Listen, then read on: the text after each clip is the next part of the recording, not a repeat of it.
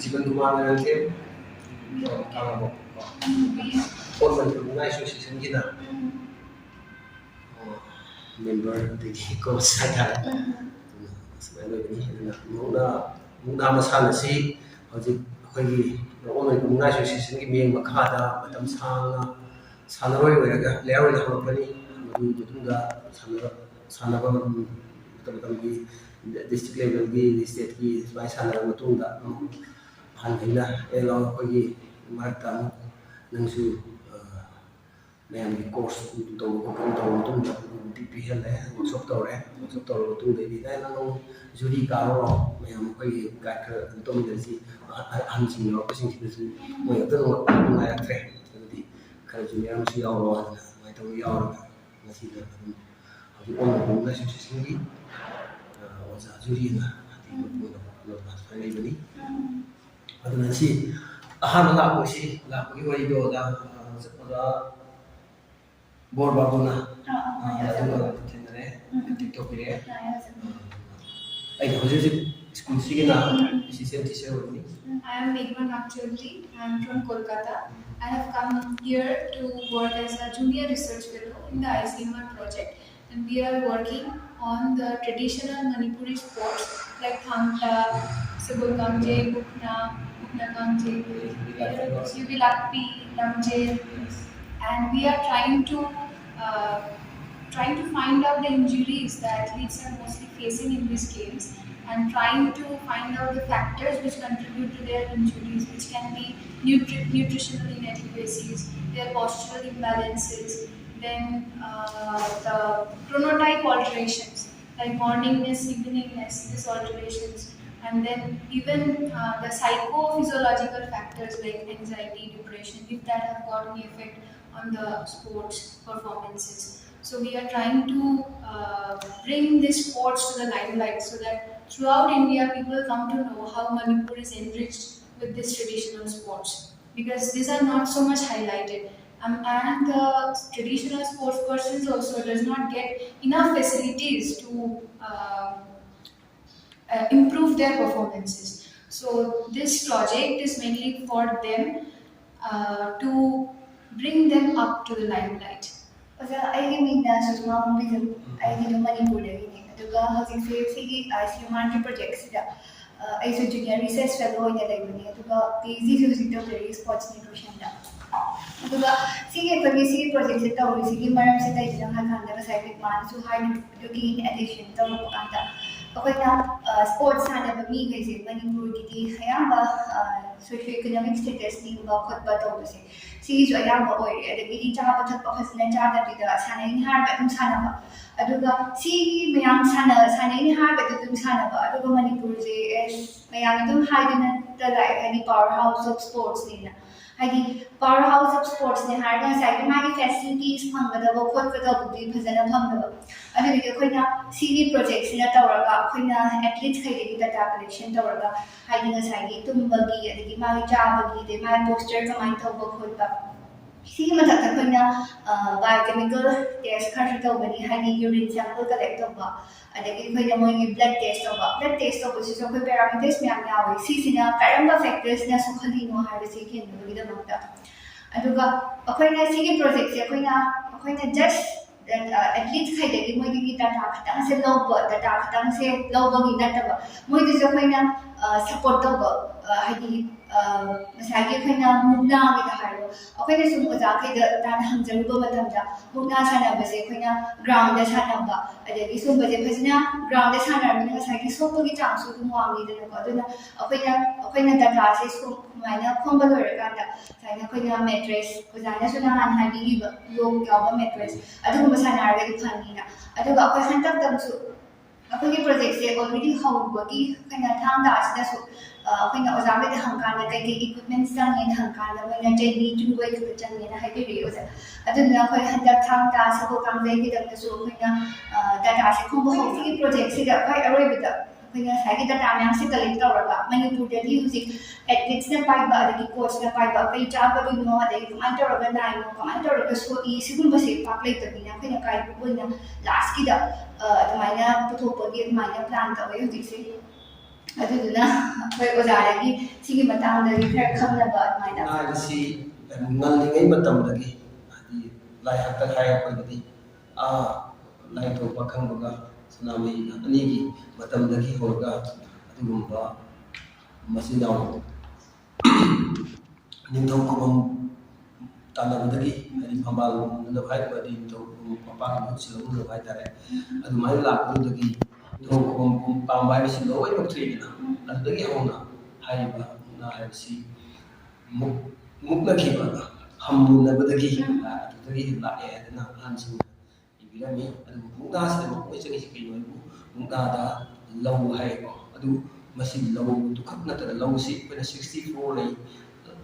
ꯔꯥꯏꯠꯀꯤ attack ꯇꯧꯕꯒꯤ 16 ꯑꯃ ꯂꯦꯐꯀꯤ 16 ꯑꯃ ꯗꯤꯐꯦꯟꯁꯀꯤ 16 ꯑꯃ ꯍꯥꯏꯗꯤ ꯑꯣꯏꯒꯤꯁꯨ ꯌꯦꯠꯀꯤꯁꯨ 16 ꯁꯨꯃꯥꯏꯅ ꯂꯩꯕꯅꯤꯅ 64 ꯂꯧ ꯂꯩ ꯑꯗꯨ ꯑꯍꯟꯁꯤꯡꯅꯁꯨ ꯁꯨꯃꯥꯏꯅ ꯊꯝꯒꯅꯤ ꯑꯩꯈꯣই ꯃꯄꯨꯡ ꯆꯪꯉꯤꯁꯤꯗꯤ ꯄꯥꯡꯒꯜꯅꯦ ꯂꯧꯁꯤꯡꯅꯦ ꯁꯔꯤꯠ ꯁꯔꯥꯛꯅꯦ ꯑꯁꯤꯅꯤ ꯆꯪꯉꯤꯁꯤ ꯄꯥꯡꯒꯜꯅꯦ ꯁ꯭ꯇꯔꯦꯡ ꯂꯥꯏ ꯌꯥꯎꯗꯅ ꯍꯥꯏꯇꯥꯔꯦꯀꯣ ꯑꯩꯈꯣꯏꯒꯤ ꯋꯤꯄꯟ ꯌꯥꯎꯗꯅ ꯃꯤ ꯑꯃꯕꯨ ꯂꯩꯄꯥꯛꯇ ꯊꯥꯗꯕ ꯉꯝꯕꯅꯤ ꯑꯗꯨ ꯇꯥꯟꯅꯕꯅꯤ ꯃꯊꯛ ꯊꯪꯕ ꯇꯥꯟꯅꯕ ꯍꯥꯏꯇꯥꯔꯦ ꯑꯗꯨꯃꯥꯏꯅ ꯇꯧꯔꯒ ꯑꯗ ꯉꯁꯥꯏꯒꯤ ꯑꯣꯖꯥꯅ ꯍꯥꯏꯈꯤꯕꯗꯣ ꯃꯨꯛꯅꯥꯁꯦ ꯄꯥꯡꯒꯜꯅꯦ ꯂꯧꯁꯤꯡꯅꯦ ꯁꯔꯤꯠ ꯁꯔꯥꯛꯅꯦ ꯆꯪꯉꯦꯅ ꯑꯗꯨꯗ ꯁꯔꯤꯠ ꯁꯔꯥꯛ ꯍꯥꯏꯕꯁꯤꯗ ꯍꯥꯏꯗꯤ ꯑꯩꯈꯣꯏꯅ ꯊꯥꯡ ꯇꯥꯒꯤꯗꯁꯨ ꯍꯪꯀꯥꯟꯗ ꯊꯥꯡ ꯇꯥꯗꯁꯨ ꯁꯔꯤꯠ ꯁꯔꯥꯛꯁꯦ ꯇꯧꯋꯦꯅ ꯍꯥꯏꯕꯁꯦ ꯊꯥꯡ ꯇꯥꯒꯤ ꯁꯔꯤꯠ ꯁꯔꯥꯛꯁꯤꯒ ꯃꯨꯛꯅꯥꯒꯤ ꯁꯔꯤꯠ ꯁꯔꯥꯛꯁꯤꯒ ꯈꯦꯠꯅꯕ ꯂꯩꯕ꯭ꯔꯥ? ꯐꯤꯔꯦꯞꯇꯒꯤ ꯊꯣꯏꯗꯣꯛꯄ ꯈꯦꯠꯅꯕ ꯍꯥꯏꯕꯗꯤ ꯃꯥꯒꯤ ꯂꯦꯞꯂꯤꯕ ꯐꯤꯔꯦꯞ ꯃꯨꯛꯅꯥ ꯐꯤꯔꯦꯞꯁꯤꯗ ꯄꯨꯡ ꯌꯩꯕꯁꯨ ꯊꯥꯡ ꯇꯥ ꯇꯧꯕꯁꯨ ꯏꯁꯩ ꯁꯛꯄꯁꯨ ꯃꯥꯒꯤ ꯐꯤꯔꯦꯞ ꯈꯣꯡ ꯑꯅꯤꯁꯤꯗ ꯂꯦꯞꯄꯒ ꯃꯁꯤꯗꯒꯤ ꯁꯨꯃꯥꯏꯅ ꯃꯇꯨꯡꯗ ꯑꯩꯒꯤ ꯐꯤꯔꯦꯞꯁꯤ ꯂꯦꯞꯄ ꯀꯥꯟꯗ ꯂꯩꯕ ꯁꯨꯃꯥꯏꯅ ꯂꯩꯕꯁꯤꯗꯒꯤ ꯑꯁꯤꯗꯗꯤ ꯑꯩ ꯐꯝꯃꯁꯨ ꯌꯥꯏꯗꯅ ꯂꯦꯞꯄꯒꯁꯨ ꯌꯥꯏ ꯆꯤꯡꯕꯁꯨ ꯏꯟꯕꯁꯨ ꯇꯨꯗꯅꯕ ꯑꯩꯒꯤ ꯐꯤꯔꯦꯞꯁꯤ ꯑꯃ ꯁꯤ ꯄꯨꯡ ꯌꯩꯕꯗꯁꯨ ꯑꯗꯨꯝ ꯑꯣꯏꯔꯦ ꯑꯗꯒꯤ ꯊꯥꯡ ꯇꯥ ꯇꯧꯕꯁꯨ ꯃꯥꯒꯤ ꯐꯤꯔꯦꯞꯁꯤ ꯑꯗꯨ ꯇꯨꯡꯗ ꯍꯜꯂꯁꯨ ꯌꯥꯏ ꯃꯥꯡꯗ ꯆꯠꯄꯁꯨ ꯌꯥꯏ ꯁꯤ ꯏꯁꯇꯦꯞꯁꯤ ꯆꯨꯝꯅ ꯂꯦꯞꯄꯝꯕꯁꯦ ꯍꯥꯏꯗꯤ ꯐꯔꯛ ꯀꯟꯕ ꯑꯣꯏꯔꯁꯨ ꯋꯥꯡꯅ ꯊꯥꯡꯒꯠꯈ꯭ꯔꯗꯤ ꯃꯈꯣꯡ ꯂꯩꯕꯥꯛ ꯊꯦꯡꯕꯗꯗꯤ ꯃꯥꯁꯤ ꯄꯥꯡꯒꯜ ꯁꯣꯜꯂꯤꯗꯅ ꯑꯗꯨꯒꯤ ꯊꯨꯒꯥꯏꯔꯀꯥꯟꯗ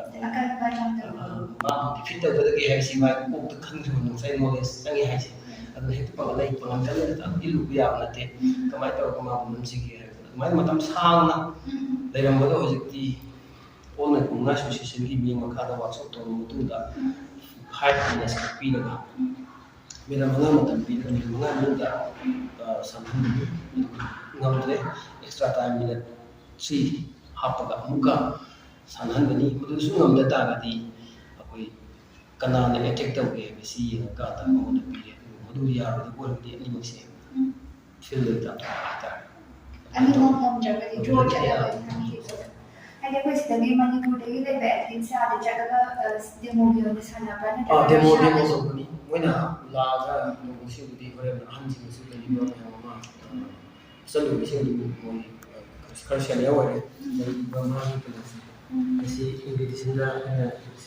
ꯃꯨꯛꯅꯥꯒꯤ ꯃꯣꯗꯦꯜꯁꯤꯗ ꯀꯌꯥ ꯌꯨꯕꯤ ꯂꯥꯛꯄꯤ ꯃꯣꯗꯦꯜꯁꯤꯗ ꯀꯥꯡꯖꯩꯀꯣ ꯀꯥꯡꯖꯩꯒꯤ ꯃꯣꯗꯦꯜꯗꯨ ꯁꯨꯃꯥꯏꯅ ꯂꯩꯔꯦ ꯁꯤ 2014ꯒꯤꯅꯦ ꯁꯤ ꯆꯍꯤ ꯈꯨꯗꯤꯡꯒꯤ ꯑꯩꯈꯣꯏꯗ ꯇ꯭ꯔꯦꯗꯤꯁꯅꯦꯜ ꯅꯍꯥꯟ ꯍꯥꯏꯔꯝꯃꯦꯀꯣ 27ꯗꯒꯤ 30 ꯐꯥꯎ 30 ꯏꯁꯄꯣꯔꯠꯁ ꯐꯦꯁꯇꯤꯚꯦꯜ ꯑꯩꯈꯣꯏꯗꯅ ꯃꯥꯔꯆ 21 ꯃꯥꯔꯆ ꯑꯩꯈꯣꯏꯒꯤ 2017ꯗ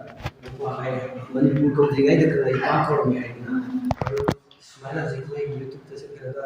ꯊꯤꯕꯗꯤ ꯑꯗꯨꯝ ꯐꯪꯉꯤ ꯈꯜꯂꯤ 17ꯒꯤ ꯊꯣꯛꯄ ꯃꯇꯝꯗ ꯁꯤ ꯐꯦꯁꯇꯤꯚꯦꯜ ꯇꯧꯈꯤꯕ ꯌꯥꯝ ꯐꯖꯈꯤꯕ ꯁꯤꯒꯤ ꯃꯥꯒꯤ ꯇꯧꯔꯀꯥꯟꯗ ꯁꯤꯒꯤ ꯁꯤ ꯌꯥꯝꯅ ꯏꯪꯂꯤꯁꯇ ꯃꯥꯒꯤ ꯀꯣꯠꯁꯦ ꯃꯨꯛꯅꯥ ꯀꯣꯠ ꯁꯤꯗꯩꯗꯀꯣ ꯁꯤꯒꯤ ꯕꯥꯎꯟꯗꯔꯤꯁꯤ ꯁꯤꯒꯤ ꯃꯅꯨꯡꯗꯅꯦꯀꯣ ꯅꯍꯥꯟꯋꯥꯏ ꯑꯩꯈꯣꯏꯅ ꯇꯧꯔꯝꯃꯤꯁꯤꯗꯤ ꯁꯤꯒꯤ ꯂꯝꯄꯥꯛꯇ ꯁꯥꯟꯅꯔꯝꯕꯗꯣ ꯍꯧꯖꯤꯛꯇꯤ ꯑꯣꯏꯗ꯭ꯔꯦ ꯍꯧꯖꯤꯛꯇꯤ ꯑꯩꯈꯣꯏꯒꯤ 10 ꯐꯤꯠ ꯀꯣ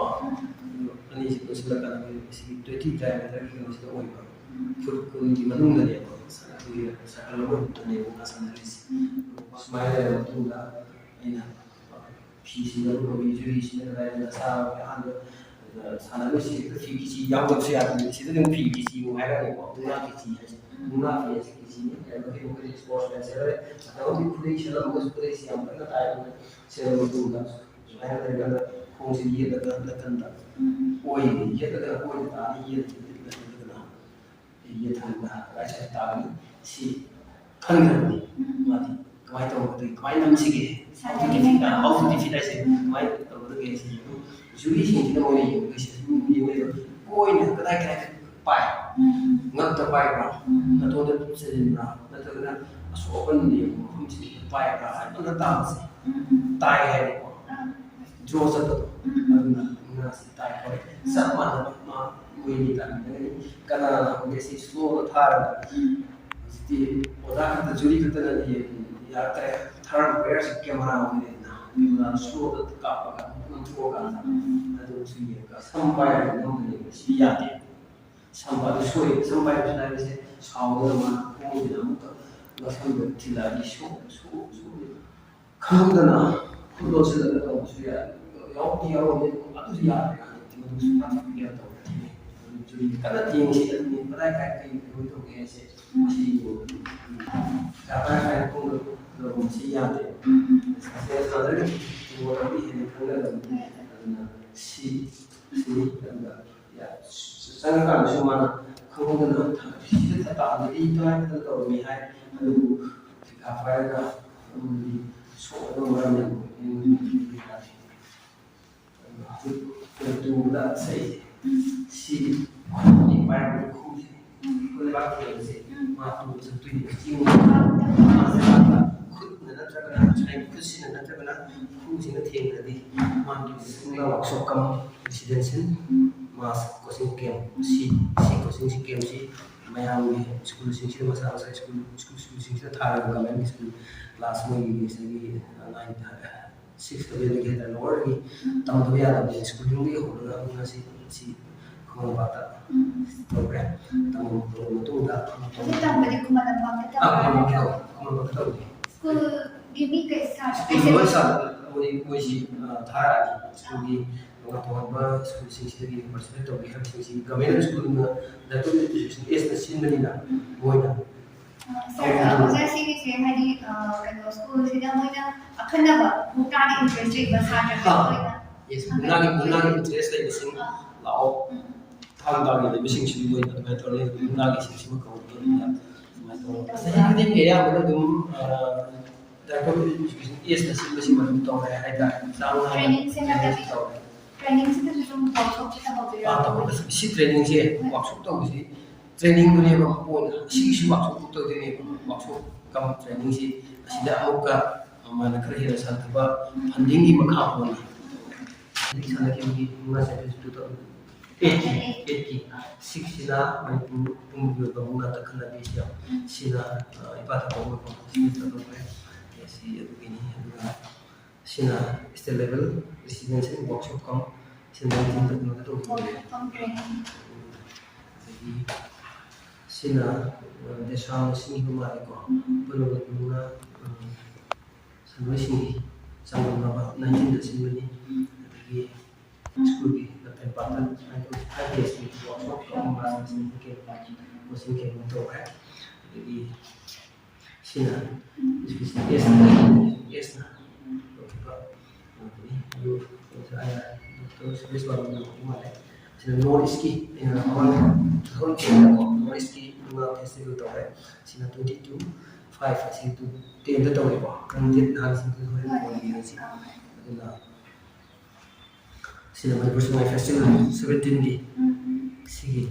19 दा को सिना कांसे की तो से तुम चाहिए करेंगे तो बने रो की ले को 19 की सिना 19 और मगा पुना से सिनी में खा द साम तो सेकंड ओलंपिक गेम्स इन है तम तो 2022 सही नंग सही हंगो 2022 दा पंखो ने सिना सुमाइना सही खुदिंगी मुना से सांगाइना हाइतारे सौखन दा कोन बता गवर्नमेंट का टाइप का उसके ओलंपिक एसोसिएशन दा टाइप तो बिना मसीमा तो हनी वैसे सिना Manipur Olympic Association Manipur Olympic Association सिना तो ओजा अखोय कनमता हाइबे से इंटरव्यू की से तौजिबाना अखोयना हाइदि इंटरव्यू तौबो कांदा हाइदि कोचेस खरा मादि अखोयना हाइलाइट तौदिसे सोए हाइदि सी सानबदगी सोए सोपसे हाइलाइट तौरगदि कई हाइलाइट तौरगदि अखोय सी हाइबे सी सानबसिदा बीजे कीदना गुबा सी या सोए हाइबिना कीदना ला आरवे गाने अखनबा खरा ओजा खरसे लेयोजा अखोयना सुम थेंगरबदा ꯑꯗꯨꯅ ꯑꯣꯖꯥ ꯍꯥꯏꯗꯤ ꯁꯤꯒꯤꯁꯤꯅ ꯑꯩꯈꯣꯏꯒꯤ ꯇꯨꯡꯗ ꯂꯥꯏꯔꯤꯛ ꯑꯣꯏꯅ ꯏꯍꯧꯔꯒ ꯊꯝꯒꯗꯕ ꯄꯣꯠꯅꯤꯅ ꯑꯣꯖꯥ ꯑꯗꯨꯝ ꯁꯣꯛꯄꯈꯩꯗꯣ ꯑꯗꯨꯝ ꯍꯥꯏꯕꯤꯌꯨ ꯑꯣꯖꯥ. ꯑꯗ ꯑꯩꯈꯣꯏꯅ ꯌꯥꯝꯅ ꯆꯨꯝꯃꯦ. ꯃꯨꯛꯅꯥ ꯁꯥꯟꯅꯕꯁꯤ ꯍꯥꯏꯗꯤ ꯉꯜꯂꯤꯉꯩ ꯃꯇꯝꯗꯒꯤ ꯍꯧꯔꯒ ꯍꯥꯏꯇꯥꯔꯦ ꯂꯅꯥꯏ ꯑꯃ ꯑꯣꯏꯍꯧ. ꯍꯥꯏꯗꯤ ꯁꯥꯟꯅꯔꯨꯔꯦ ꯅꯪꯁꯨ ꯄꯥꯝꯖꯅ ꯌꯥꯎꯔꯨꯔꯦ ꯑꯩꯁꯨ ꯌꯥꯎꯔꯨꯔꯦꯅ ꯈꯜꯂꯁꯤ ꯌꯥꯎꯕ ꯀꯥꯟꯗ ꯁꯣꯛꯄꯜꯂꯀꯥꯟꯗ ꯌꯦꯡꯕꯤꯅꯕ ꯄꯛꯊ ꯇꯧꯕꯤꯅꯕ ꯃꯤꯁꯦ ꯑꯗꯨꯝ ꯂꯩꯇꯕ. ꯑꯗꯨꯅ ꯃꯔꯝ ꯑꯣꯏꯔꯒ ꯃꯃꯥ ꯃꯄꯥꯅꯁꯨ ꯆꯩꯕ ꯁꯥꯟꯅꯔꯨꯅꯨ ꯕꯤꯗꯤꯌꯥ ꯂꯝꯁꯤꯅꯦ ꯅꯣꯏꯕꯨ ꯁꯥꯟꯅꯗꯧꯕ ꯅꯣꯏ ꯀꯥꯏꯅ ꯍꯥꯏꯔꯝꯕꯗꯣ ꯉꯁꯤꯗꯤ ꯃꯗꯨꯗ ꯁꯣꯛꯄꯜꯂꯒꯁꯨ ꯃꯌꯥꯝꯗꯨꯒꯤ ꯌꯦꯡꯕꯤꯅꯕ ꯃꯤꯁꯦ ꯂꯩꯇꯕꯗꯒꯤ ꯑꯗꯨꯝ ꯇꯜꯂꯒ ꯇꯣꯛꯈꯤꯕ ꯑꯐꯕ ꯍꯩꯔꯕ ꯑꯍꯟ ꯃꯌꯥꯝ ꯑꯃ ꯂꯝꯁꯤꯁꯨ ꯂꯩ. ꯕꯁ ꯃꯄꯣꯠ ꯑꯃꯒ ꯊꯥꯏ ꯍꯥꯏ. ꯍꯦꯛ ꯂꯩꯕ ꯏꯃꯥꯅ ꯕꯁ ꯃꯄꯣꯠ ꯑꯃꯒ ꯊꯥꯈꯤꯕ ꯑꯍꯟꯁꯦ ꯁꯤꯗ ꯂꯩꯌꯦ. ꯍꯧꯖꯤꯛꯇꯤ ꯁꯤꯈ꯭ꯔꯦꯀꯣ ꯃꯥꯁꯤ ꯏꯄꯨꯁꯤꯡ ꯍꯥꯏꯇꯥꯔꯦꯀꯣ. ꯃꯥꯁꯤ ꯕꯁ ꯃꯄꯣꯠ ꯑꯃ ꯍꯦꯛ ꯂꯩꯕ ꯃꯤ ꯂꯣꯏꯅ ꯂꯩ. ꯇꯪꯈꯥꯏ ꯃꯌꯥꯝꯗꯨ ꯅꯤꯡꯊꯧ ꯑꯗꯨ ꯃꯌꯥꯝ ꯅꯤꯡꯊꯧ ꯃꯅꯥꯗ ꯄꯤꯔꯤ ꯍꯥꯏꯕ ꯂꯩꯔꯤ. ꯑꯩꯈꯣꯏꯒꯤ ꯃꯤꯕꯨꯗꯤ ꯌꯥꯝ ꯆꯥꯎꯕꯁꯨ ꯅꯠꯇꯦ ꯃꯥꯒꯤ ꯂꯧꯁꯤꯡ ꯈꯪꯕ ꯍꯩꯕ ꯃꯌꯥꯝꯗꯣ. ꯑꯗꯨꯅ ꯁꯤꯗ ꯂꯩꯔꯤꯕ ꯃꯥꯒꯤ ꯁꯣꯛꯄꯜꯂꯀꯥꯟꯗ ꯌꯦꯡꯕꯤꯅꯕ ꯃꯤꯁꯤ ꯂꯩꯇꯕ ꯃꯨꯛꯅꯥꯁꯤ ꯇꯞ ꯇꯞꯅ ꯁꯤꯊꯔꯨꯔꯦ ꯍꯥꯏꯅ ꯈꯜꯂꯤꯕ. ꯑꯗꯨꯕꯨ ꯉꯁꯤꯗꯤ ꯍꯧꯖꯤꯛꯇꯤ ꯑꯦꯅꯤ ꯏꯁꯄꯣꯔꯠꯁ ꯑꯃꯗ ꯁꯥꯟꯅꯕꯗ ꯑꯩꯈꯣꯏꯒꯤ ꯄꯤꯔꯤꯕ